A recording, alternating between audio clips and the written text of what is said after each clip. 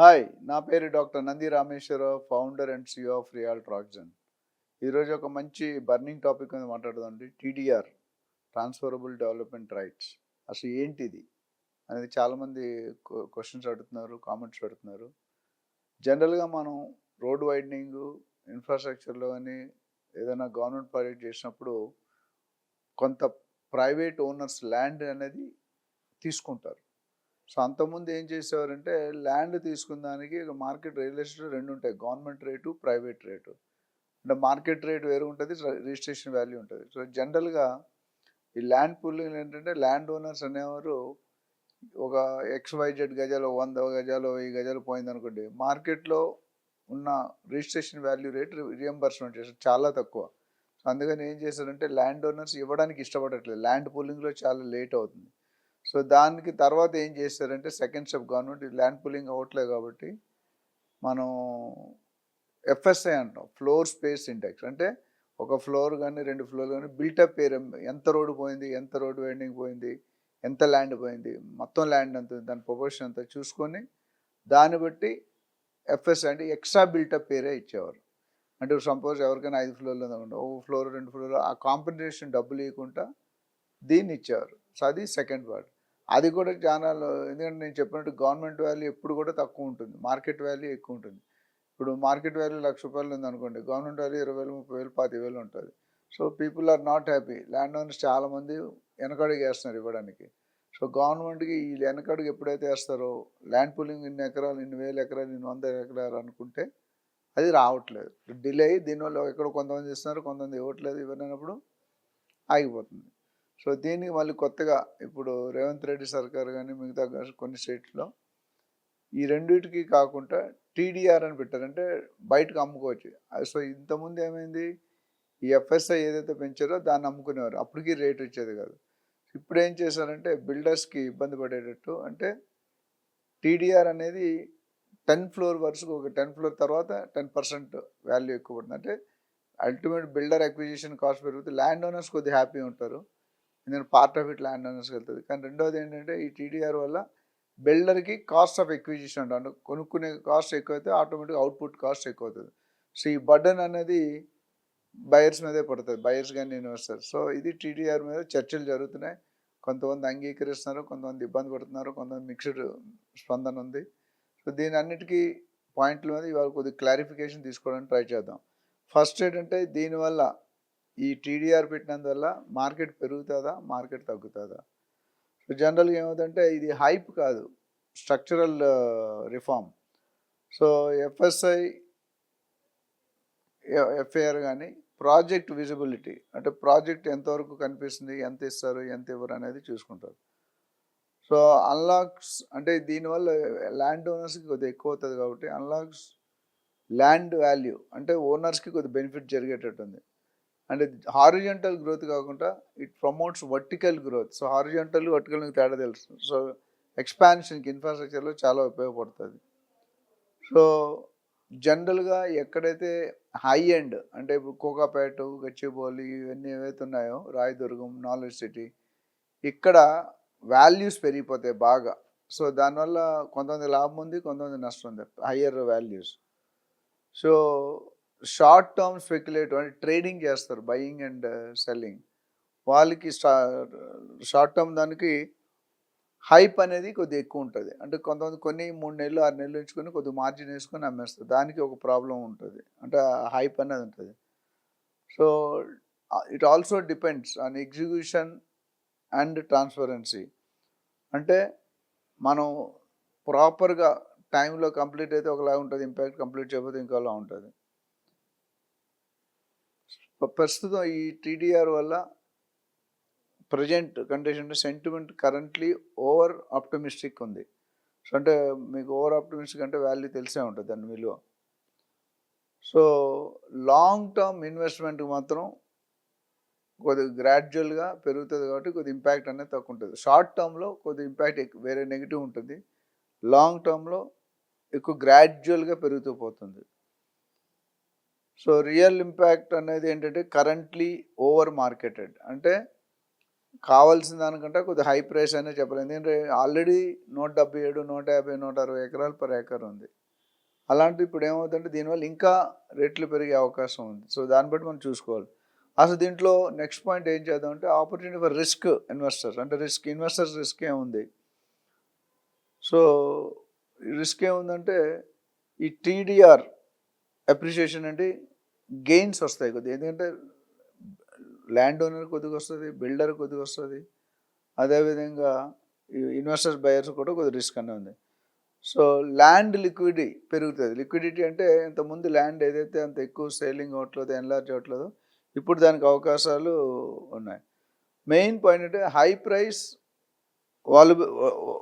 Volatility risk. అంటే high price అంటే ఇప్పుడు ఏమైంది, ఈ టీడీఆర్ 10%, ఇప్పుడు ఎవరైనా 10%, 10 ఫ్లోర్స్ తర్వాత 11, 12, 15, 20, 30 ఫ్లోర్స్ ఉంటే 10 ఫ్లోర్ తర్వాత ఎంత అయితే పెరిగిందో ఆ ఇంపాక్ట్ అనేది ఉంటుంది.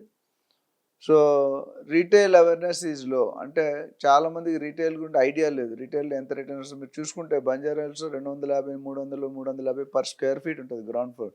రీటైల్ ప్లేస్ అంటే జనరల్గా గ్రౌండ్ ప్లస్ ఫస్ట్ ఫ్లోర్, మిగతాది మళ్ళీ ఆఫీస్ ఫ్లోర్ కింద అయిపోతుంది. సో ఫ్లోర్ పెరుగుతున్న కొద్దీ రెంట్ తగ్గుతుంటుంది, అట్లనే రేట్ తగ్గుతుంటుంది. సో ఈ ఇన్స్టిట్యూషన్స్ ఏవైతే ఉన్నాయో they will have domination advantage ఉంటుంది. అండ్ ఈ బబుల్ రిస్క్ అని మనకి 2007-8లో వచ్చింది. బబుల్ రిస్క్ అనేది కనిపిస్తుంది. మళ్ళీ ముందు 2007-2008లో యుఎస్ మొత్తంలో రెసిషన్ వచ్చింది. రెసిషన్ వచ్చినప్పుడు బబుల్ బరస్ట్ అయ్యి కౌంటర్ మార్కెట్ క్రాష్ అయింది, రైట్ ఫ్రమ్ యుఎస్ నుండి కింద వరకు. అప్పుడు చాలా ఇబ్బంది పడ్డారు. సో ఇంకొకటి ఏమవుతుందంటే ఈ టీడీఆర్ ఇచ్చినప్పుడు గవర్నమెంట్ కూడా లీగాలిటీని మళ్ళీ రీచెక్ చేస్తున్నారు. అంటే పాత దీని మీద కొన్ని ఇబ్బందులు ఉంటాయి. So high opportunity, moderate risk or high risk ఉన్నది. ఆపర్చునిటీ ఎక్కువ ఉంది కానీ రిస్క్ ఫ్యాక్టర్ కూడా ఎక్కువనే ఉంది.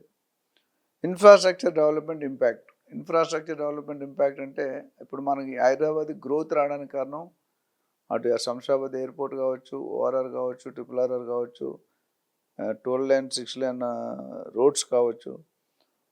So it reduces government and cash burden. అంటే గవర్నమెంట్ ఏదైతే ఇన్కమ్ వచ్చిందో దాని మీద కొద్ది ఇంపాక్ట్ కనిపిస్తుంది.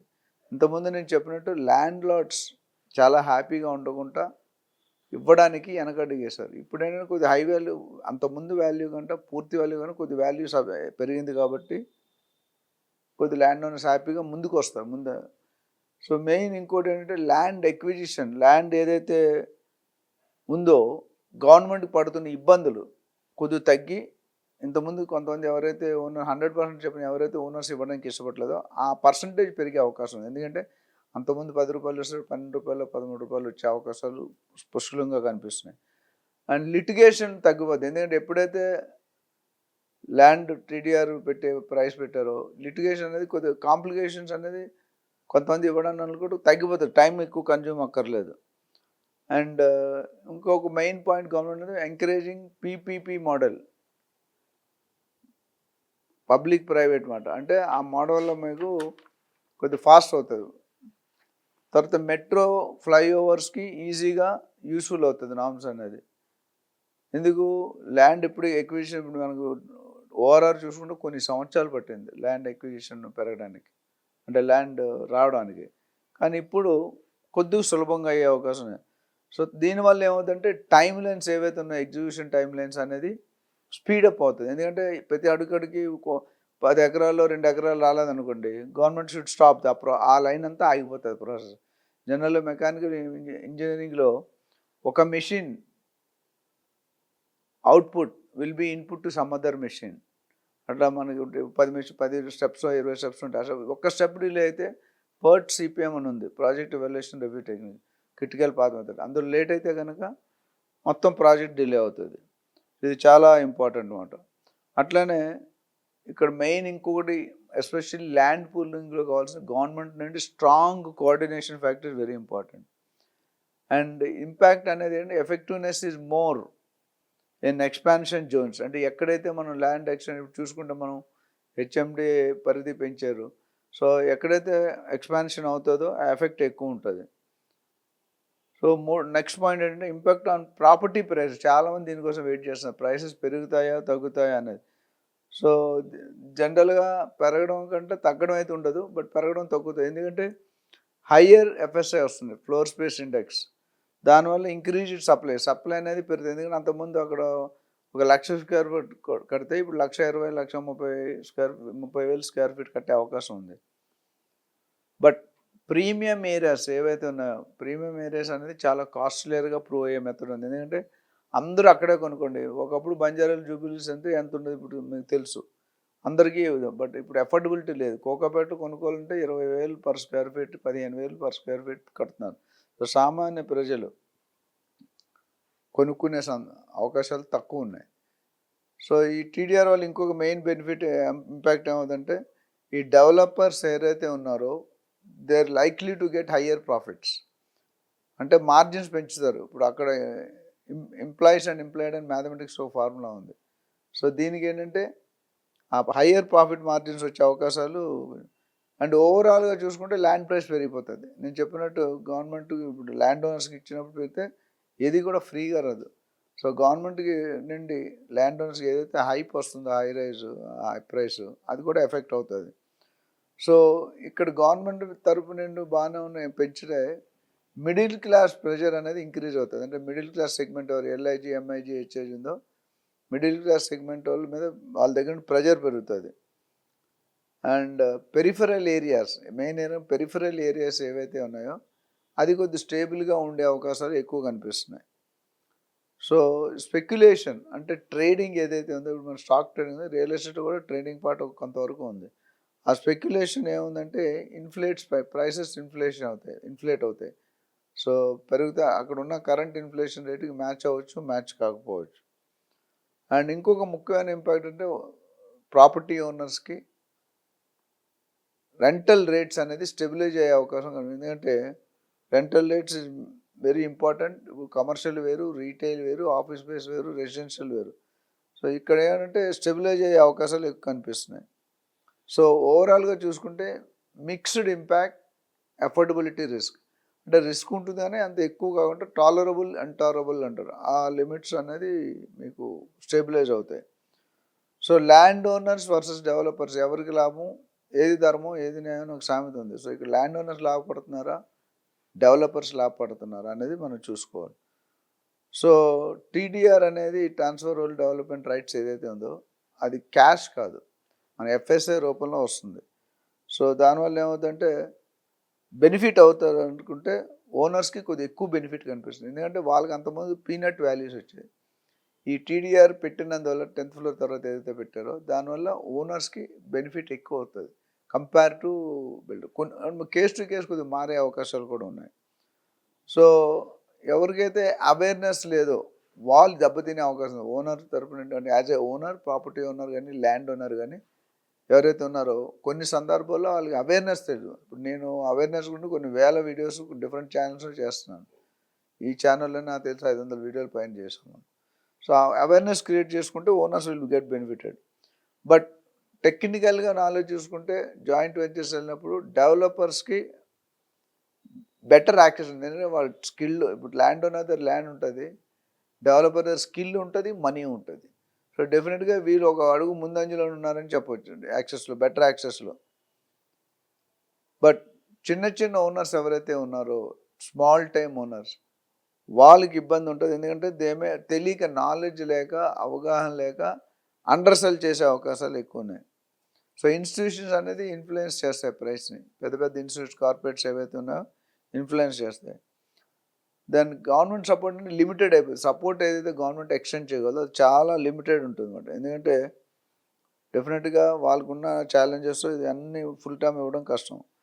దాన్ని ఏది ఏమైనటికీ హైదరాబాద్లో మనం చూస్తే కనుక లిటిగేషన్ ప్రాపర్టీస్ ఎక్కువ అని నేను చాలాసార్లు చెప్పాను. 70 to 80% ఉన్న ల్యాండ్స్లో లిటిగేటెడ్ ల్యాండ్స్. అంటే చెన్నైలో చూసుకుంటే మీకు 100% ప్యూరిటీ ఉంటుంది ల్యాండ్ ఓనర్షిప్లో. హైదరాబాద్లో due to so many reasons legality complex అనేది ఉంటుంది అన్నమాట. సో ఈ టీడీఆర్ వల్ల మనకి బెనిఫిట్ ఏంటి అంటే ఇన్ఫ్రాస్ట్రక్చర్ డెవలప్మెంట్లో కానీ, గవర్నమెంట్కి కానీ, ల్యాండ్ ఓనర్ కానీ ఎటువంటి గ్లోబల్ వైజ్ చూసుకుంటే నేను ఇంతకుముందు చాలా వీడియోలో చెప్పాను ఏంటంటే Hyderabad is being looked by NRS కానీ, రెస్ట్ ఆఫ్ ది ఇండియా కానీ, రెస్ట్ ఆఫ్ ది వరల్డ్ కానీ, they are looking Hyderabad is global NRI, అంటే గ్లోబల్ డెస్టినీ. మోస్ట్లీ ఎన్ఆర్ఐ సగం మంది ఉంటే మన తెలంగాణలో కొనరు, ఆంధ్రాలో ఆంధ్ర వాళ్ళే కొనరు. సో ఈ రెండిట్లో చూసుకుంటే రెస్ట్ ఆఫ్ ది ఇండియాలో ఏవైతే స్టేట్స్ ఉన్నాయో వాళ్ళు కూడా కొంటారు. అదేవిధంగా రెస్ట్ ఆఫ్ ది వరల్డ్ ఇప్పుడు చూసుకుంటే దుబాయ్ మార్కెట్ క్రాష్ అయింది మొన్న ఈ ఇరాన్ ఇజ్రాయెల్ యుద్ధం వల్ల. దుబాయ్లో కొన్ని స్థావరాలు, అట్లనే మిగతా కొన్ని ఇజ్రాయెల్కి అమెరికాకి సంబంధించిన ల్యాండ్ అంటే స్థావరాలు ఏవైతే ఉన్నాయో ఆ ఇంపార్టెంట్ అసెట్స్ని కొలాప్స్ చేస్తున్నారు. సో ఇది వెరీ వెరీ డిస్కస్బుల్ పాయింట్ ఒకటి. సో నెక్స్ట్ పాయింట్ అంటే హై డెన్సిటీ ప్లానింగ్. అంటే ఇంతకుముందు మనం పల్లెటూరులోకి వెళ్తే ఒక సింప్లెక్స్ అనే ఫ్లోర్ ఉండేది, గ్రౌండ్ ఫ్లోర్. తర్వాత ఏమైంది, డూప్లెక్స్ వచ్చింది, దాని తర్వాత ట్రిప్లెక్స్ వచ్చింది, దాని తర్వాత 5 floors వచ్చింది, దాని తర్వాత 10 floors, ఇప్పుడు 70, 80, 90, 100 floors కూడా వచ్చే అవకాశాలు ఎస్పెషల్లీ హైదరాబాద్లో ఎఫ్ఎస్ఐ అనేది తీసేస్తుంది. There is no FSI. So ఈ గ్రోత్ ఏమవుతుంటే గ్లోబల్, అంటే ఇప్పుడున్న ఈ చేంజెస్ వల్ల, ఇన్ఫ్రాస్ట్రక్చర్ గ్రోత్ వల్ల, ఇన్ఫ్రాస్ట్రక్చర్ డెవలప్మెంట్ వల్ల మీకు బెనిఫిట్ ఏం కావాలంటే ఇట్ అలైన్స్ విత్ గ్లోబల్, అంటే యావత్ ప్రపంచంతో కంపేర్ చేసే గ్లోబల్ లెవెల్లో మనకి బెనిఫిట్ అయ్యే అవకాశాలు ఉన్నాయి. అండ్ ఎస్పెషల్లీ టాప్ ప్రైమ్ ఏరియాస్లో it Boost commercial real estate. అంటే చాలామంది రెసిడెన్షియల్ రియల్ ఎస్టేట్లో రెంటల్ ఇన్కమ్ అనేది 2.5 to 3%, బట్ రియల్ ఎస్టేట్లో 6 to 8% ఉంది. అదే మీరు రీట్ కాన్సెప్ట్ వెళ్తే 8 to 10% ఇచ్చే అవకాశాలు కూడా ఉన్నాయి. సో కమర్షియల్ ఇంపాక్ట్ అనేది బాగా కనిపిస్తుంది. అండ్ ఇంకొకటి ఏంటంటే బికాస్ ఆఫ్ ది టీడీఆర్ ఏవైతే ఎఫ్ఎస్ఐ లేన్ లిమిట్ చేస్తున్నారో యాక్సెసిబిలిటీ పెరుగుతుంది. ఎందుకంటే యాక్సెసిబిలిటీ అంటే మీకు ల్యాండ్ అవి ఎక్కువ వస్తుంది, మీకు స్కేలబిలిటీ అంటాం, ఎకానమీస్ ఆఫ్ స్కేల్ అంటాం జపనీస్ లాంగ్వేజ్. సో మనకి ఇప్పుడు ఇంతకుముందు 1,00,000 square feet కొనే కట్టే ఏరియాలో ఇప్పుడు 1,20,000, 1,30,000 depending on the TDS number of floors బట్టి ఎక్కువ వచ్చే అవకాశం ఉందన్నమాట. దాని ఇంకొక మెయిన్ పాయింట్, నేను నా ఒపీనియన్ ప్రకారం గ్లోబల్ ఇన్వెస్టర్స్ని అట్రాక్ట్ చేసే అవకాశాలు చాలా ఉన్నాయి. ఎందుకంటే ఈ స్కేలబిలిటీ అయినప్పుడు ప్రైస్ అఫోర్డబిలిటీ కూడా పెద్దగా పెరగదు. దాని ఇంకొక మోర్ ఇంపార్టెంట్ పాయింట్ అంటే ఇట్స్ సపోర్ట్స్ ఐడి కారిడార్. మనం చూసుకుంటే నిన్న మన చంద్రబాబు నాయుడు గారు కూడా ఏపీలో మాట్లాడుతున్నప్పుడు హైదరాబాద్ ఎలా గ్రో అయింది, ఎక్కడి నుంచి గ్రో అయింది, వాట్ ఈస్ ద ఇంపాక్ట్ అనేదాన్ని ప్రస్తావిస్తూ సైబరాబాద్ ఎలా 1992-3-4లో 2020 విజన్ అనేది ఆయనకు అనుకున్నారు. ఈరోజు హైదరాబాద్ ఉండడానికి కారణం one of the main contribution అని చెప్పచ్చు. కాకపోతే గవర్నమెంట్లో ఇందాక నేను చెప్పినట్టు కోఆర్డినేషన్ ఉండాలి. Then planning is very very important. ఎందుకంటే డిసిప్లిన్ ప్లానింగ్ అనేది చేసి ఏదో అడావిడి చేసి, ఇప్పుడు చాలామంది పొలిటికల్ లీడర్స్ అంటే మేనిఫెస్టోలో చాలా పెడతారు. సో మేనిఫెస్టోలో పెట్టినప్పుడు అది పాటించకపోతే కష్టం మీకు. అది మీరు చూసుకోవాలండి. ఎందుకంటే ప్లానింగ్ పర్ఫెక్ట్, ఏ జాబ్కి అయినా సక్సెస్ అవ్వాలంటే discipline is very very important. Then execution అనేది కొన్ని ఆటల్లో స్లో డౌన్ అయ్యే అవకాశం ఉంటుంది. ఎందుకంటే ఒకేసారి హ్యూజ్ ఎక్స్పెన్షన్ చేసినప్పుడు పూర్ ఎగ్జిక్యూషన్ ఉండొచ్చు. సో చాలా ఫ్యాక్టర్స్ మీద అటు నెగిటివ్ కొన్ని పాజిటివ్ కూడా పడుతున్నాయి. So risk of illegal construction అనేది ఈ మధ్యలో హైదరాబాద్లో చాలా ఎక్కువైపోయినాయి. మిగతా స్టేట్స్లో కూడా అవుతున్నాయి, మిగతా సిటీస్లో కూడా అవుతున్నాయి. సో మిస్యూజ్ చేస్తారంటే ప్రీ లాంచ్లో కానీ, సరిగ్గా కట్టకపోవడం కానీ, వేరే లేకుండా అమ్మడం కానీ, పర్మిషన్ లేకుండా అమ్మడం కానీ, సో ఎక్స్ట్రా ఫ్లోర్స్ కట్టే అవకాశం తెలియకుండా పర్మిషన్ లేకుండా. సో ఇది ఒక వెరీ ఇంపాక్ట్. అంటే ఇల్లీగల్ కన్స్ట్రక్షన్స్లో చాలా ఇబ్బంది పడుతున్నారు ప్రజలు. తర్వాత వీక్ మానిటరింగ్ రిస్క్స్, అంటే ఫాలో అప్ చేయడం వల్ల ఏదైతే ఈ higher construction, high rise FSI limits తీస్తారో దీంట్లో కొద్ది బిల్డర్స్ అడ్వాంటేజ్ తీసుకున్న సందర్భం కూడా అవుతుంది. అట్లనే ఇంకో మెయిన్ కన్సర్న్ చూసుకుంటే కనుక ఈ TDR certificate wrong duplication certificates, అంటే వాళ్ళకి 5 floors ఇస్తే వీళ్ళు 10 floors సర్టిఫికేట్ క్రియేట్ చేసుకునే అవకాశాలు ఉన్నాయి. అందరూ చేస్తారంటే కొంతమంది అయితే చేసే అవకాశం. ఎందుకంటే మనం ఓవర్ నైట్ బిలియన్స్ చేసుకోవచ్చు. చేయాలంటే ఒకటి పైకి రావాలంటే ఎదుటి సినిమాలో ఒక డైలాగ్ ఉంటుంది, మనం పైకి రావాలంటే ఎదురు నెత్తిమీద చేయి పెట్టాలి, చేయి పెడితేనే పైకి వస్తాం. మరి అన్ని వేళలా అది ఫేక్ సర్టిఫికేట్ కాకపోవచ్చు. దెన్ అప్రూవల్ స్టేజ్ రిస్క్ అనేది ఉంటుంది. ఎందుకంటే టూ మెనీ అప్రూవల్స్, గవర్నమెంట్ పాలసీలు ఉంటాయి, ప్రొసీజర్ ఉంటుంది, లిమిటెడ్ స్టాఫ్ ఉంటారు. సో దానికి ఏమవుతుందంటే ఈ స్టేజ్ కరప్షన్. అప్రూవల్లో చాలామంది మనం చూసాం, పేర్లు చెప్పలేగానే ఒక పోర్షన్ ఆఫ్ పర్సంటేజ్ అనేది అప్రూవల్ కావాలంటే డబ్బులు అడుగుతారు. మనకి ఎన్నోసార్లు సందర్భాల్లో చూసాం, చాలామంది అరెస్ట్ అయ్యారు. ఈడీ ఎన్ఫోర్స్మెంట్ డైరెక్టర్ కానీ, ఐటీ డిపార్ట్మెంట్ ఇవన్నీ కూడా అటాక్ చేసి ఐడెంటిఫై చేసి వాళ్ళని జైలు వేయడం, లేకపోతే కేసు వేయడం, లాబింగ్ చేయడం ఇవన్నీ కూడా చూసాం. అయితే లేటెస్ట్ మనం ఒక 20-30 ఇయర్స్ పోతే డిజిటల్ మార్కెట్ అనేది అంత ఉండేది కాదు. 30 ఇయర్స్ పోతే there is no WhatsApp, there is no ఇవన్నీ లేకుండా ఇప్పుడు WhatsApp, email, Instagram, YouTube, social media, ఇవన్నీ కూడా చూసుకుంటే, so tracking of the project, tracking of the permission, tracking of the builder, ఇది ట్రేస్ అవుట్ చేయండి, ట్రాక్ చేయండి. ఇప్పుడు మనం ఫారెస్ట్కి వెళ్ళాం ఒక సఫారీకి, టైగర్ని ట్రేస్ చేస్తాం. ఎలా ట్రేస్ చేస్తామంటే ఆ తెల్లవారిపూట పులి వాటర్ తాగడానికి కానీ లేకపోతే మిగతా కారం వెళ్ళినప్పుడు ఆ ఫుట్ ప్రింట్స్ ఉంటాయి. నేను ఫిజికల్గా చూసాను. 4 ఏనుగులతో 2 టైగర్ని ట్రాక్ చేస్తాం. మనం మామూలుగా వెళ్తే పోతాం. సో ఎలిఫెంట్ 4 డైరెక్షన్ వచ్చి మధ్యలో పులులు ఉంటాయి. సో బయటకు వెళ్దు, తొండంతో కొట్టచ్చు కానీ కొట్టదు, అది ఆపుతుంది అది. So 4 side attack. సో అట్లా ఏంటంటే ఇక్కడ కూడా మనం ట్రేస్ అవుట్ చేసే అవకాశాలు, ఎవరైనా తప్పు చేసిన డిజిటల్ మార్కెటింగ్ ఉంది, సాఫ్ట్వేర్ ఉంది, దాని ప్రోగ్రామింగ్ ఉంటుంది. ఆ ప్రోగ్రాంలో పలానా ఇన్ఫర్మేషన్ ఉంటుంది. ఇప్పుడు మీరు చూడండి, FTL బఫర్ జోన్ ఉందనుకోండి, మీరు lakes.hmda.gov.in వెళ్ళి మీ విలేజ్ పేరు, మండలు, గ్రామం, పంచాయతీ, సర్వే నెంబర్ కొడితే ఇది FTL జోన్లో ఉందా, బఫర్ జోన్లో ఉందా లేదా అని తెలుసు. మీరు మీకు ఎవరికైనా కంప్యూటర్ తెలియకపోతే ఈ వెబ్సైట్కి వెళ్ళొచ్చు, డిపార్ట్మెంట్కి వెళ్ళొచ్చు, లేకపోతే లీగల్ లాయర్ దగ్గరికి వెళ్ళొచ్చు. ఆ కన్సర్న్ HMDA కానీ, DTCP కానీ, హైడ్రా కానీ వెళ్తే అందరూ కూడా మీకు హెల్ప్ చేసే అవకాశాలు బాగా కనిపిస్తున్నాయి. దెన్ కరప్షన్ రిస్క్ అనేది మనం అవాయిడ్ చేయలేం. ఎందుకంటే ఇంత పెద్ద వాల్యూస్ అంటే ఇప్పుడు ఒకప్పుడు మనం చూసుకుంటే అగ్రికల్చర్ ఫస్ట్ ఇన్కమ్ 90%, 95% అగ్రికల్చర్ ఒక 30-40 ఇయర్స్ బ్యాక్ ఆఫ్టర్ ఇండిపెండెన్స్. తర్వాత ఏమైంది, మెడికల్, ఫార్మా, దాని ద్వారా ఇన్కమ్ వచ్చింది. దాని తర్వాత సివిల్, మెకానికల్, ఎలక్ట్రికల్, ఎలక్ట్రానిక్స్ మీద ఫోకస్ పెట్టాం, అందులో కొంచెం పంపించాం. దాని తర్వాత ఐటీ, ఇన్ఫర్మేషన్ టెక్నాలజీ, దాని తర్వాత కంప్యూటర్స్. ఇప్పుడు లేటెస్ట్ ఏంటంటే AI, ఆర్టిఫిషియల్ ఇంటెలిజెన్స్. కానీ ఇవన్నిటికీ మించిపోయింది రియల్ ఎస్టేట్. అంటే నేను రియల్ ఎస్టేట్లో ఉన్నానని కాదు, రియల్ ఎస్టేట్ మీద అంత అవకాశం ఉంది. ఒకప్పుడు నేను చాలా వీడియోస్లో చెప్పాను, రియల్ ఎస్టేట్ అంటే ఎందుకు పనికిరాని వాడు రియల్ ఎస్టేట్ చేసేవాడు. కానీ ఇప్పుడు రియల్ ఎస్టేట్ని వృత్తిగా ఫ్రెషర్స్ కూడా ఎన్నుకొని వస్తున్నారు. ఎందుకంటే రియల్ ఎస్టేట్లో ఫ్రీలాన్సర్స్ జాబ్స్ ఎక్కువ ఉంటాయి, శాలరీడ్ జాబ్ ఉంటుంది. శాలరీడ్ జాబ్ అంటే ఎవరైనా 30 రోజులు కష్టపడితే 30,000, 40,000, 50,000, యావరేజ్ చూసుకుంటే 50,000.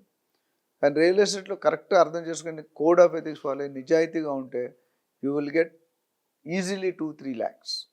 నెలకి 1-2 ట్రాన్సాక్షన్ చేసుకున్నా. కాకపోతే మీకు చాలామంది ఏం చెప్తే ఇవాళ చేరండి రియల్ ఎస్టేట్ రేపు 1,00,000 వస్తుంది అనేది రాంగ్ అండి. దేనికైనా Rome is not built in 1 day. దేనికైనా టైం పడుతుంది. ఒక పెళ్ళి అయిందంటే పిల్లలు పుట్టడం ఎంత టాలెంట్ ఉన్నా 1 year కోర్స్ ఈజ్ రిక్వైర్డ్. అట్లానే Rome is not built in 1 day. ఎందుకంటే మీరు ఇవాళ రాగానే ABCDలు తెలియకుండా మీరు బిజినెస్ చేసి లక్షలు సంపాదిద్దాం అనుకోవడం కరెక్ట్ కాదు. అయితే ఇక్కడ గవర్నమెంట్ తరఫున ఏం తీసుకోవాలంటే ఈ రిస్కులు జరగకుండా, కరప్షన్ జరగకుంటే స్ట్రిక్ట్ యాక్షన్, అంటే స్ట్రిక్ట్ మానిటరింగ్ అని స్ట్రిక్ట్ యాక్షన్ తీసుకోవాలి. లేకపోతే ఏమవుతుందంటే will get it, the land owner will be cheated, builder cheat, buyer, investor వాళ్ళు చీట్ అయ్యే అవకాశం బాగుంది. అండ్ వైలేషన్స్ పెరిగే అవకాశాలు ఉన్నాయి. ఎందుకంటే డబ్బు అంటే ఇంతకుముందు మనీ మేక్స్ మెనీ థింగ్స్ అన్నట్టు, మనీ మేక్స్ ఆల్ థింగ్స్. మనకు తెలిసిన ఒక సెలబ్రిటీ, ఒక పొలిటికల్, లేకపోతే ఎవరైనా బిజినెస్ ఉంటే దాన్ని ఏ విధంగా మనం మలుచుకోవాలనేది మనం చెప్పని, అంటే వెన్నతో పెట్టిన విద్య. కొంతమంది బిల్డర్స్ కానీ, కొంతమంది ల్యాండ్ ఓనర్స్. సో ఇప్పటికీ ఎన్ని స్ట్రిక్ట్ ఉన్నా, నేను చాలా వీడియో దాదాపు 1000 వీడియోస్ చెప్పాను ప్రీ లాంచ్లో కొనొద్దాను. నిన్న మొన్న కూడా ఒక కంపెనీ బోర్డు తిప్పింది.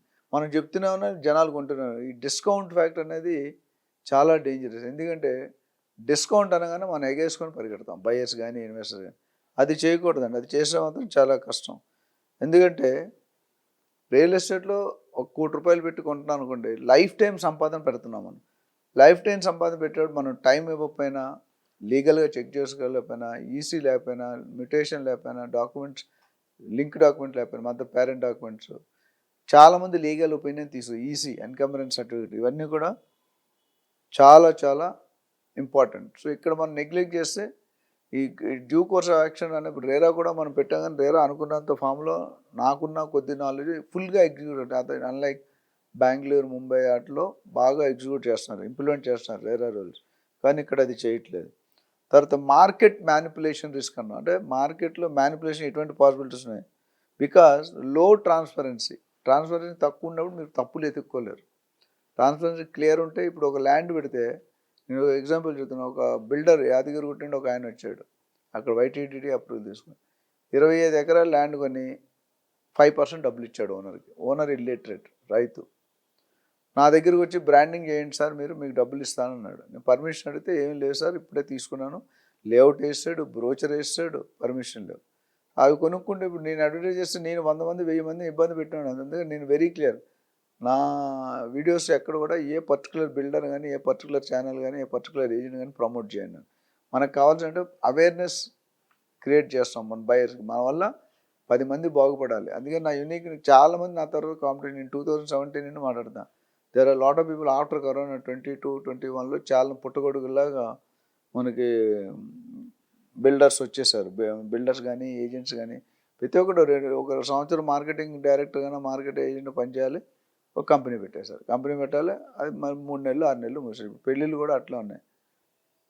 It start from chatting, dating, engagement, పెళ్ళి, హనీమూన్, డైవర్స్, అంతా కలిపి 6 నెలల నుండి చాలా కష్టమైపోతుంది. మా టైంలో పెళ్లి చేస్తే, పెళ్లి చేసుకుంటే మేడం వచ్చి తాళి కట్టేసేవాళ్ళం. ఆ లేడీస్ అలా ఉండేవారు, ఇప్పుడు అలా లేదు కదా. There so many ambitions. పెళ్ళి ముందు 1 ఇయర్ కాపురం చేస్తాం, కలిసి ఉంటాం, కలిసి ఉందాం, ఏవో ఉన్నాయి. అవన్నీ వర్కౌట్ కాదు. రియల్ ఎస్టేట్ కూడా కరప్షన్కి పెట్టింది పేరు. ప్రతి గవర్నమెంట్ డిపార్ట్మెంట్లో, ప్రతి సెగ్మెంట్లో, గవర్నమెంట్ అన్నింటిలో కూడా మోసాలు చేసేవాళ్ళు మోసాలు చేస్తున్నారు. బతికిన వాళ్ళు బతికిపోతున్నారు, దొరుకునేవాళ్ళు దొరికిపోతున్నారు.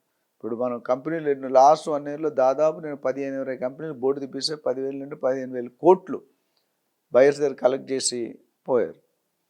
సో అలాగే మీరు చూసుకుంటే బిగ్ ప్లేయర్స్ అంటే ఎవరైతే బల్క్ పెద్ద బిల్డర్స్ ఉన్నారో, 500 ఎకరాలు, 100 ఎకరాలు, 1000 ఎకరాలు, 500 ఎకరాలు, 5,000 ఎకరాలు ప్రాజెక్ట్ చేసే బిల్డర్స్ ఈరోజు ఉన్నారు. శ్రీశైలంలో నాకు ఒక బిల్డర్ తెలుసు, 500 ఎకరాల ప్రాజెక్ట్, ఒకసారి అక్కడ గజం 50,000 రూపాయలు తక్కువ లేదు. 56,000 గజం అంటే ఎకరం ఎంత, 500 ఎకరం అంటే ఎంత డబ్బు, అంత స్కోప్ ఉంది. కరెక్ట్గా చేసుకునేవాడు, లాంగ్ టర్మ్ చేసుకునేవాడికి మార్కెట్ ఈజ్ వెరీ గుడ్. అందుకని బిగ్ ప్లేయర్స్ అనేవాళ్ళు మీకు తీసుకుంటారు. సో ఈ స్కేర్సిటీ అనేది ఆర్టిఫిషియల్, అంటే ప్రైస్ని హైప్ చేస్తారు. మీరు చూసుకుంటే గత గవర్నమెంట్ ఇప్పుడు ముందు కేసీఆర్ గారు గవర్నమెంట్ కానీ రేట్లు బాగా, అందరూ ఏజెంట్స్ కానీ, డెవలపర్స్ కానీ, బయర్స్ కానీ, ఇన్వెస్టర్స్ కానీ అందరూ కూడా they were very happy, everybody earn money. కానీ ఇప్పుడున్న పరిస్థితులు దానితో ఇప్పుడు కూడా పెరుగుతున్నాయి, కానీ అంత స్పీడ్నెస్ లేదు. దానివల్ల important. So regulation of procedure అంటే గవర్నమెంట్ దగ్గర నుండి ఇంకా ఏదైతే ఎగ్జిక్యూషన్ ఉందో స్ట్రిక్ట్గా ఉండాలి, ట్రాన్స్పరెన్సీనెస్ తగ్గుతుంది. అది దానికి కారణం కర్నూటి చౌక 100 కారణాలు చాలా ఉన్నాయి. అవి కానీ కొద్ది స్టెబిలైజ్ అయితే మాత్రం డెఫినెట్లీ రియల్ ఎస్టేట్ అనేది బూస్ట్ అవుతుంది. అటు ల్యాండ్ ఓనర్స్ కానీ, ఇటు ఇన్వెస్టర్స్ కానీ, అటు బిల్డర్స్ కానీ, అటు అందరూ కూడా హ్యాపీగా ఉంటారు.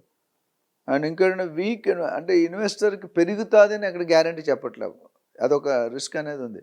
సో ఇన్వెస్టర్ ఎవరైనా రియల్ ఎస్టేట్లో పెట్టుబడి పెట్టారంటే ఎందుకు పెడతారండి, నా డబ్బు ₹1,00,00,000 పెడితే 4 సంవత్సరాలు 2 కోట్లు అవ్వాలి, 3 కోట్లు అవ్వాలనే అంబిషన్తో పెడతారు. సో ఇక్కడ నా బయర్స్ ఇన్వెస్టర్కి ఒక చిన్న స్మాల్ సజెషన్, నా అబ్జర్వేషన్ ఏంటంటే డిస్కౌంట్లు వెనకాల పడకండి, ప్రీ లాంచ్లో కొనకండి. ప్రీ లాంచ్లో 2 రకాలు ఉన్నాయి. ఒకటి పర్మిషన్ లేకుంటే ప్రీ లాంచ్ చేస్తాడు, పర్మిషన్ వచ్చాక ప్రీ లాంచ్ చేస్తాడు.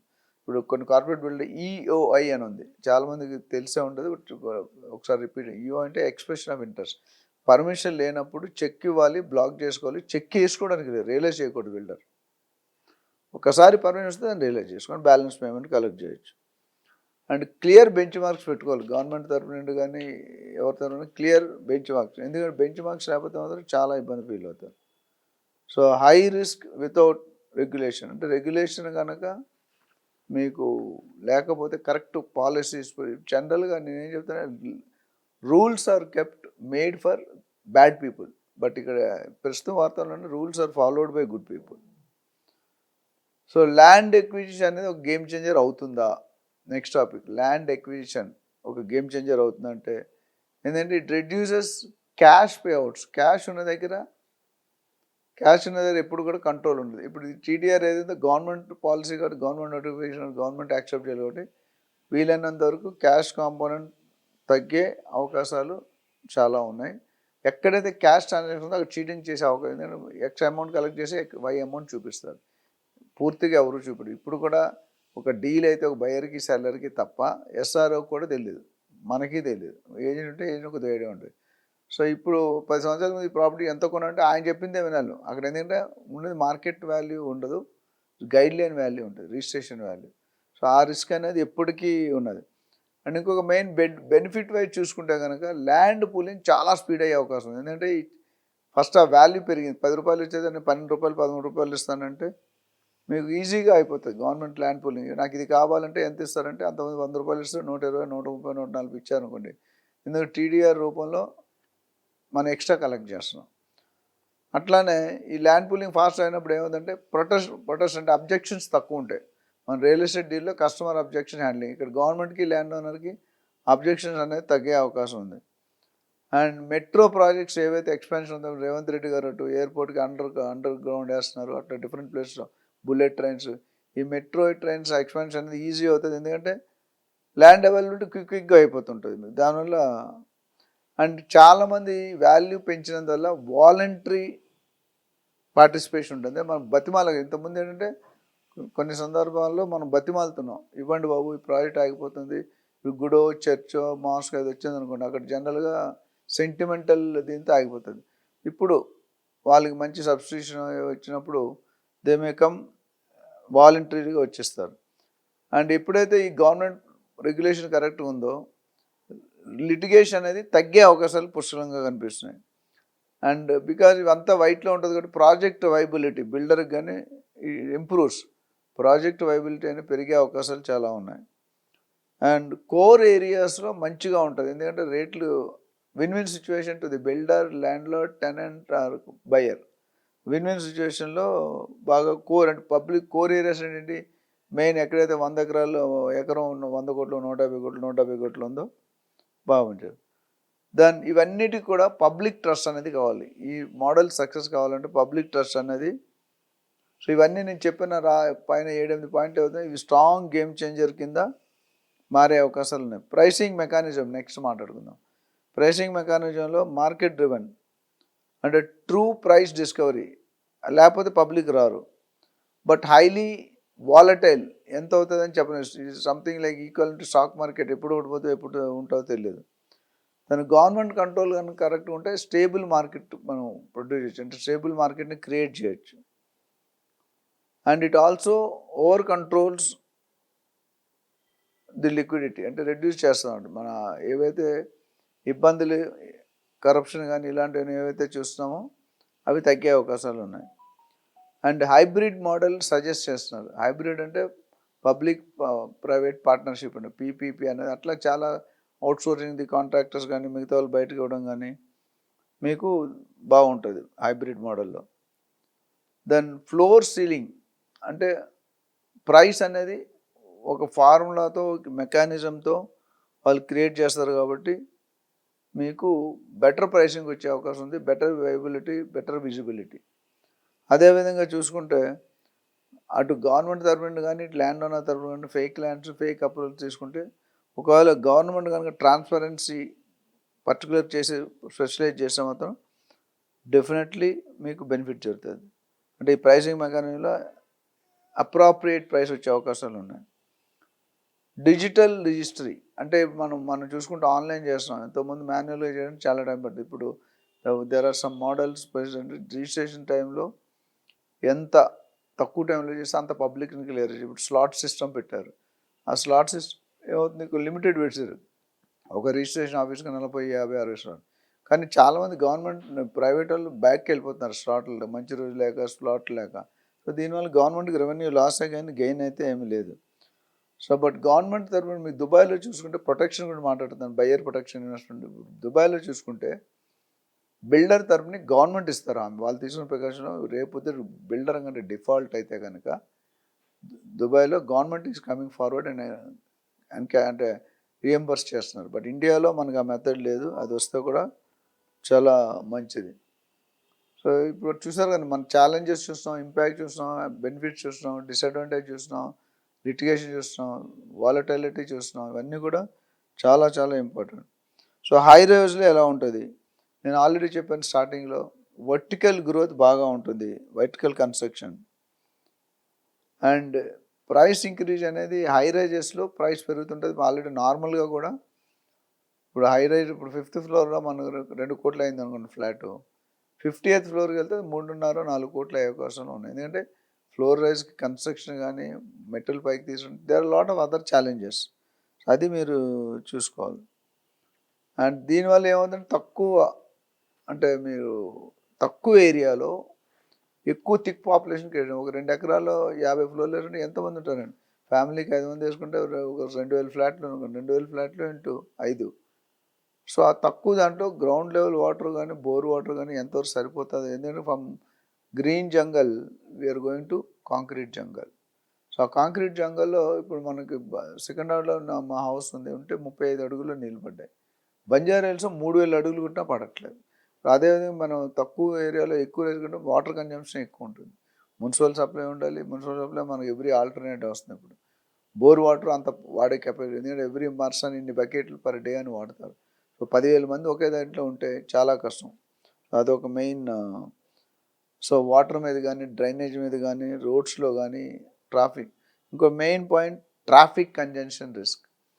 ఇప్పుడు మనకి బెంగళూరులో చూసుకుంటే ఎయిర్పోర్ట్కి వెళ్ళాలని 2.5 గంటలు పడుతుంది. అంటే చాలా ప్లేస్లో పొల్యూషన్ మనం చూసాం, ట్రాఫిక్ చూసాం. అందుకని నరేంద్ర మోడీ గారు హైదరాబాద్ని సెకండ్ క్యాపిటల్గా పరిగణనలో ఫస్ట్ ఇంపార్టెన్స్లో మనం ఉన్నాం. దర్ సమ్ అదర్ సిటీ, బెంగళూరుకి ట్రాఫిక్ ప్రాబ్లం, ముంబైకి expansion problem, Delhi pollution problem, అట్లా ప్రతి స్టేట్కి ప్రతి సిటీకి కూడా ఇది. అండ్ ఇప్పుడున్న టెక్నాలజీ మనం చేయాలంటే నీడ్స్ ఇన్ఫ్రాస్ట్రక్చర్ అప్గ్రేడ్స్. అంటే ఇప్పుడున్నది మనకి చాలా పోవచ్చు ఇన్ఫ్రాస్ట్రక్చర్ వైజ్.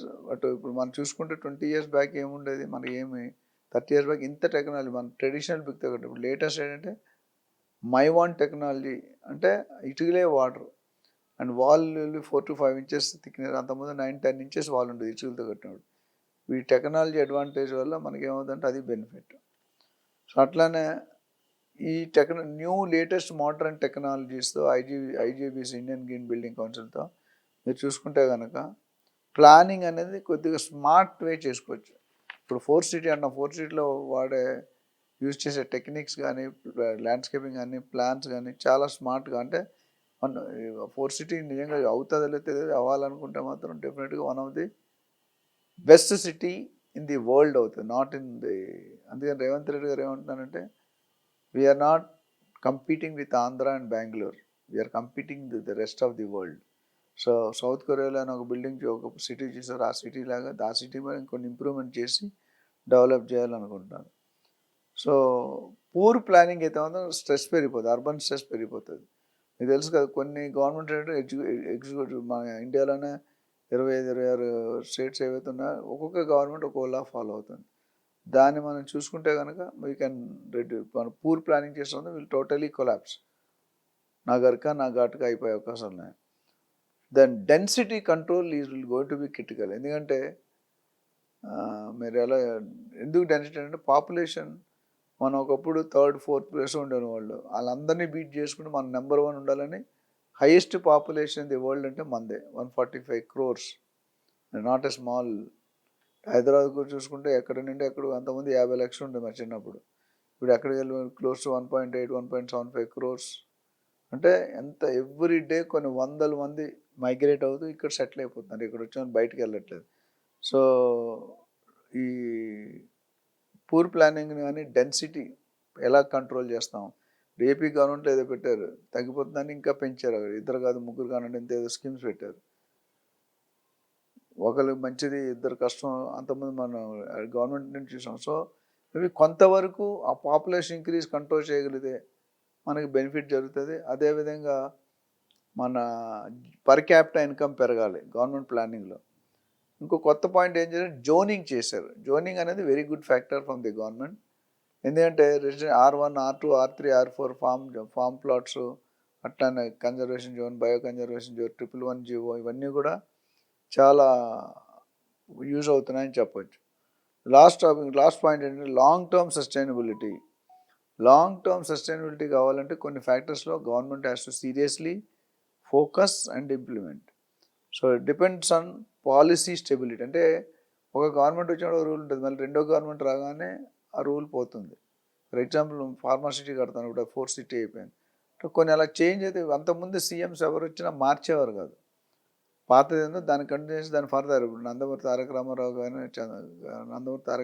కానీ లేదా చంద్రబాబు గారు కానీ వైఎస్ రాజశేఖర రెడ్డి కానీ వీళ్ళందరూ చూసుకుంటే మేజర్ చేంజెస్ ఏమీ చేయలేదు. కొద్ది ఇంప్రూవ్మెంట్ చేయడానికి ఎలా ఇంప్రూవ్ అవుతాయి, ఎక్కడ ఇంప్రూవ్ చేశారు, చేయడానికి ట్రై చేశారు. అండ్ మెయిన్ ఇంపార్టెంట్ పాయింట్ ఏంటంటే మాస్టర్ ప్లానింగ్ కరెక్ట్గా ఉండాలి. మనం ఏ పని చేసినా, ఏ గవర్నమెంట్ ఏ కంట్రిబ్యూషన్ చేసినా, ఏ పాలసీ మార్చినా మనం అనేది అలైన్ చేసుకోవాలి. మనకి మాస్టర్ ప్లాన్ అనేది ఎన్నో సంవత్సరాల ముందు వేస్తారు. ఇప్పుడు వీఆర్ టాకింగ్ అబౌట్ 2047 ప్లాన్. ఈరోజు 2026లో ఉన్నాం.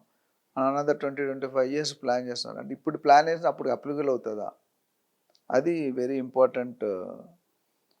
కాకపోతే ఈ చేంజెస్ వల్ల షార్ట్ టర్మ్ స్పెక్యులేషన్ అనేది ఇంక్రీజ్ అయ్యే భూమి అయ్యే అవకాశాలు పుష్కలంగా ఎక్కువ కనిపిస్తున్నాయి. ఎందుకంటే తక్కువ టైంలో ఎక్కువ డబ్బులు చేసుకునే వాళ్ళు కొంతమంది ఎక్స్పెక్ట్ చేస్తారు. And sustainable with infra support. ఎందుకంటే ఇన్ఫ్రాస్ట్రక్చర్ లేకపోతే రియల్ ఎస్టేట్ లేదు. చాలా మన హైదరాబాద్ గ్రో అవడానికి ఆల్ 4 స్టేట్స్ 100 నుండి 125 కిలోమీటర్ డిస్టెన్స్లో వెంచర్లు వస్తున్నాయి. అంటే ఒకప్పుడు కుక్కటిపల్లి అంత దూరం వెళ్తారని, కుక్కటిపల్లి కొనుక్కున్నాడు ఎంతోమంది రిగ్రెట్ చేస్తున్నారు. షాద్ నగర్ అంటారు. షాద్ నగర్ ఒకప్పుడు ఏముండదు, మున్సిపాలిటీ చేసిన తర్వాత టోటల్ హైప్. ఎందుకంటే మీకు కొత్తూరు, నందిగామ, షాద్ నగర్, బాలానగర్, బూర్గుల, చెన్నజీరస్వామి ట్రస్ట్, కనా మెడిటేషన్ సెంటర్, ఓఆర్ఆర్ దగ్గర, ఎయిర్పోర్ట్ దగ్గర, ఇండస్ట్రీస్, పోడేపల్లి సెజ్, ఇవన్నీ చూసుకుంటే గ్రోత్ ఫ్యాక్టర్ అనేది బాగా గవర్నమెంట్ వల్ల పెరిగింది. ఇంకా గవర్నమెంట్ ఇంకా పెంచాల్సిన అవసరం ఉంది. ఎందుకంటే ఓఆర్ఆర్ని G³ అంట, గాడ్ గివెన్ గిఫ్ట్. ఎందుకంటే ఓఆర్ఆర్ వచ్చిందా మన హైదరాబాద్ రూపురేఖలు ఎంత మారాయో మనం అందరం చూస్తాం. కాకపోతే గవర్నమెంట్ తరఫున నేను అనేది కంటిన్యూస్ రిఫార్మ్స్ ఉండాలండి. వాట్ ఈస్ ద సిచ్యువేషన్, ఏం కావాలి, అక్కడ ఉన్న స్ట్రాటజీ, కరెంట్ స్ట్రాటజీ మారుతూ ఉండాలి. ఇప్పుడు 2026 లేసిన 2050లో పనిచేస్తుందో చేదో తెలియదు మనకి. ఇప్పుడు చూస్తే బంజారా హిల్స్ అనేది, జూబ్లీ హిల్స్ అనేది, అది ఇప్పటివరకు హైదరాబాద్ ఉన్న కండిషన్ కానీ 70-75 ఇయర్స్ కష్టపడితే హైదరాబాద్లో Banjara Jubilee hills the costliest area. కానీ ఇప్పటికీ వర్షాలు పడితే కార్లు ములుగుతాయి, సైకిళ్ళు ములుగుతాయి, బైకులు ములుగుతాయి, మనుషులకు మోకాళ్ళ దాకా కాళ్ళు వస్తున్నాయి. ఎందుకంటే ఇది అంచెలంచెలుగా పెరిగింది కాబట్టి, ఐఎమ్ నాట్ బ్లేమింగ్ ఎనీబడి, అంచెలంచెలుగా పెరిగింది కాబట్టి ముక్కలా ఉంది. ఇప్పుడు ఏదైతే డెవలప్మెంట్ వస్తుందో 50 ఎకరాలు, 100 ఎకరాలు, హై రేంజ్ 30, 40, 50 ఫ్లోర్లో, they have to plan sufficiently for drainage, sewage, water, power, ఇవన్నీ కూడా చాలా క్లారిటీగా, క్లియర్గా, ట్రాన్స్పరెంట్గా ప్లాన్ చేయాల్సిన అవసరం ఎంతైనా ఉంది వాటి మీద, లేకపోతే కష్టం అవుతుంది. అండ్ ట్రేడింగ్లో ఏదైతే స్పెక్యులేటివ్ బయింగ్ అనో ట్రాన్స్పరెన్సీ ఉండాలండి. మనం ఎంత కొంటాం, ఎంత, కొంతమంది 100 రూపాయలు కొని 100 రూపాయలు మార్జిన్ ఎక్కడ, విచ్ ఈస్ రాంగ్. 100 రూపాయలు కొంటే profits can be 10, 20, 30%, 100%, 200% definitely is going to cheaters. And మన ప్రజలు, బయ్యర్స్, ఇన్వెస్టర్స్ కూడా అలాగా ఎక్స్పెక్ట్ చేయకండి. నాకు 3 సంవత్సరాలు డబుల్, ఎక్కడి నుండి అవుతుంది? SBI మదర్ బ్యాంక్ 6.5% అంటే 15 సంవత్సరాలు పడుతుంది. మీరు అలాంటిది 2 సంవత్సరాలు 3 సంవత్సరాలు డబుల్ అవుతుంది, మీరు వెళ్ళి డబ్బులు ఇచ్చి కొనేస్తే లేదంటే మీరు. అందుకే రియల్ ఎస్టేట్లో ఏం చెప్తానంటే, ఒక ఏజెంట్గా, ఒక బిల్డర్గా, ఒక ఇన్వెస్టర్గా ఎదగాలంటే భూమాత అంత పేషెన్స్, ఆకాశం అంత ఆశ ఉండాలి. ఆశ అత్తేసుకెళ్తే ఫిర్బీ వీల్ టాయిలెట్, దురాశకి వెళ్ళిపోతుంది. 2 సంవత్సరాలు డబ్బులు ఇస్తాను, కట్టేస్తున్నారు, డబ్బులు అప్పులు చేసి మరి కట్టేస్తున్నారు. నాకు అరక నాకు అటుగా, నేను చాలాసార్లు చెప్తాను, అలా చేయకండి. మీరు ప్లాన్ ఎవరైనా అప్రిషియేషన్ ఎలా ఇస్తాడు, ఏ లెవెల్లో ఇస్తాడు, గవర్నమెంట్ ఇవ్వలేకపోతుంది, అంత బిగ్గెస్ట్ కంట్రోల్. మీరు ప్రైవేట్గా చేస్తుంటే దాన్ని వెనకాల ఎందుకని రెండోసారి ఆలోచించి మీరు డెసిషన్ తీసుకోవాలి. And governance of the government is a key factor to రావడానికి. సో బబుల్ రిస్క్ అనేది 2008 ఆ రిస్క్ బబుల్ బర్స్ట్ అయిందంటే మళ్ళీ హోల్ మార్కెట్ కొలాప్స్ అవుతుంది.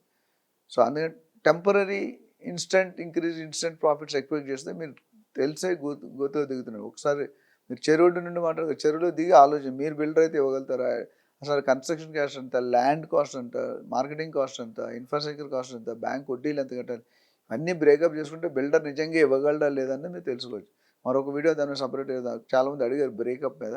బ్రేకప్ మీద కూడా ఒక గజం 20,000 కమితే అసలు ల్యాండ్ కాస్ట్ ఎంత అవుతుంది, డెవలప్మెంట్ కాస్ట్ ఎంత, మార్కెటింగ్ కాస్ట్ ఎంత అవుతుంది, బ్యాంక్ లోన్ కాస్ట్ ఎంత, ఈ ప్రాఫిట్ ఎంత, ఇవన్నీ కూడా దీని మీద డీటెయిల్ ఒక వీడియో చేద్దాం. So you can wait for that.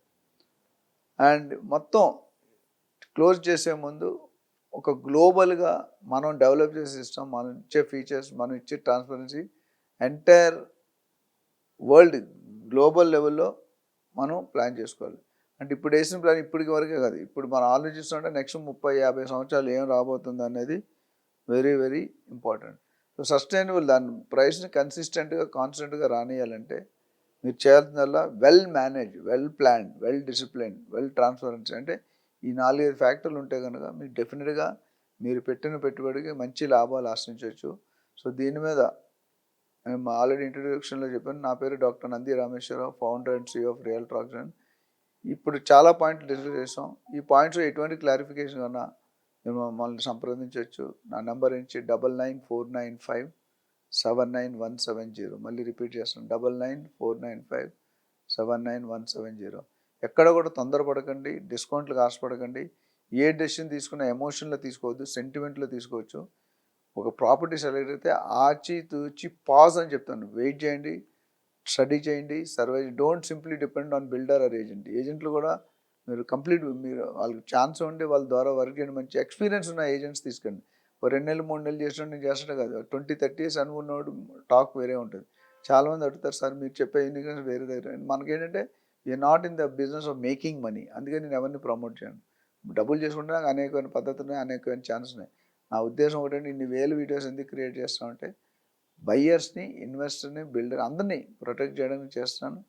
ఒక్క చిన్న సజెషన్ బిఫోర్ ఐ క్లోజ్. చాలామంది ఫోన్ చేసి, సార్ నేను 5 కోట్లు పెట్టాలి 1 నిమిషంలో చెప్తాను. ఎలా చెప్తానండి? It's not possible. చెప్తే మిమ్మల్ని ఇబ్బంది పెట్టండి, మిమ్మల్ని మిస్గైడ్ చేస్తాను. So kindly take that one. You're always welcome to clear any doubts. Thank you. Good luck.